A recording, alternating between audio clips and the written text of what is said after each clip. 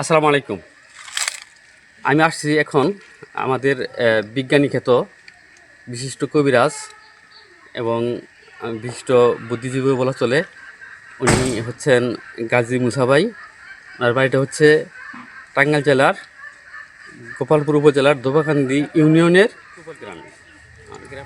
উনি মূলত এখন যে বিষয়টা নিয়ে গবেষণা করছেন সেটি হচ্ছে আমাদের এই প্রাকৃতিক ভেষজ বিভিন্ন গাছ এবং এই গাছগুলোর উপকারিতা নিয়ে। আসলে এই সময় এসে আমাদের বিভিন্ন ধরনের রোগবালাই আমাদের কে আষ্টে পৃষ্ঠে জড়িয়ে ধরেছে।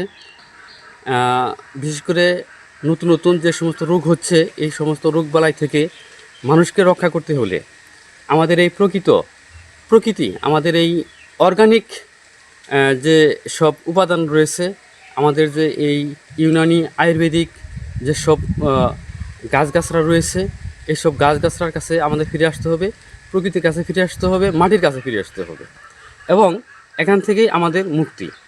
এই সব আমি গাজী মুসা ভাইকে বিশেষ করে ধন্যবাদ জানাবো যে উনি এই মহৎ একটি পেশা, মহৎ একটি গবেষণা নিয়ে এগেছেন, যা বাংলাদেশের সাধারণ মানুষকে, বাংলাদেশের আপামর জনগোষ্ঠীর স্বাস্থ্যের জন্যে, সুস্বাস্থ্যের জন্যে এবং ভেজালমুক্ত জীবনের জন্যে, ভেজালমুক্ত খাবার, ভেজালমুক্ত ঔষধের জন্য বিশাল বড় একটি ভূমিকা রাখবেন।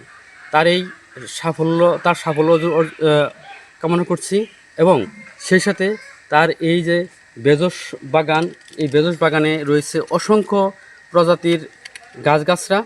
এইসব গাছগাছরা উনি বিভিন্নভাবে সংগ্রহ করেছেন, এগুলা অনেকটাই দুর্লভ। সেই দুর্লভ গাছগাছরা থেকেই উনি গবেষণা চালিয়ে যাচ্ছেন যে মানুষকে কিভাবে প্রকৃতির কাছে এনে প্রাকৃতিকভাবে আরোগ্য করা যায় এবং মানুষকে সুস্থ করা যায়। আমি তার এই গবেষণাকে সাধুবাদ জানাই।